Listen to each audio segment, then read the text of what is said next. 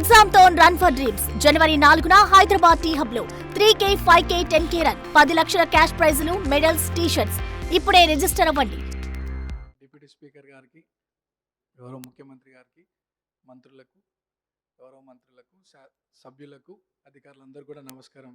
speaker sir, first time మాట్లాడుతున్నందుకు చాలా హ్యాపీగా feel అవుతూ మీకు ధన్యవాదాలు తెలియజేస్తూ, గత 2 సంవత్సరాల క్రితం ఇదే సభలో గౌరవ ముఖ్యమంత్రి గారు ఒకానొక సందర్భంలో పేరు ప్రస్తావించడం, 2 సంవత్సరాల లోపే ఇక్కడ ఈ సభలో తోటి సభ్యుడిగా రావడం చాలా అదృష్టంగా, గౌరవంగా భావిస్తూ అధ్యక్ష, మా సామాన్య కుటుంబం నుండి వచ్చినటువంటి నాకు ప్రజాసేవ కల్పించే అవకాశం కల్పించినటువంటి మా ముఖ్యమంత్రి గారికి, కాంగ్రెస్ పార్టీ పెద్దలకు ఈ అవకాశాన్ని స్వాగతిస్తూ మా ప్రాంత ప్రజలందరూ కూడా నన్ను ఆశీర్వదించి సభకు పంపించడం వల్ల అందరికీ కూడా మనసారా కృతజ్ఞతలు తెలియజేస్తూ, సార్, ఈ సభలో మాట్లాడే ప్రతి మాట, ప్రతి అంశం కూడా ప్రజల జీవితాలతో ముడిపడింది కాబట్టి సభ గౌరవిస్తూ, సభ మర్యాదలను పాటిస్తూ ముందుకు సాగుతానని, మా ప్రాంత ప్రజల యొక్క సమస్యలు పరిష్కరించడానికి గౌరవ ముఖ్యమంత్రి గారి ఆశీస్సులతో, సలహాలు, సూచనలతో మా ప్రాంత ప్రజల సమస్యలు పరిష్కరిస్తూ వారి సంక్షేమ అభివృద్ధి కోసం సాగుతాను ముందుకి,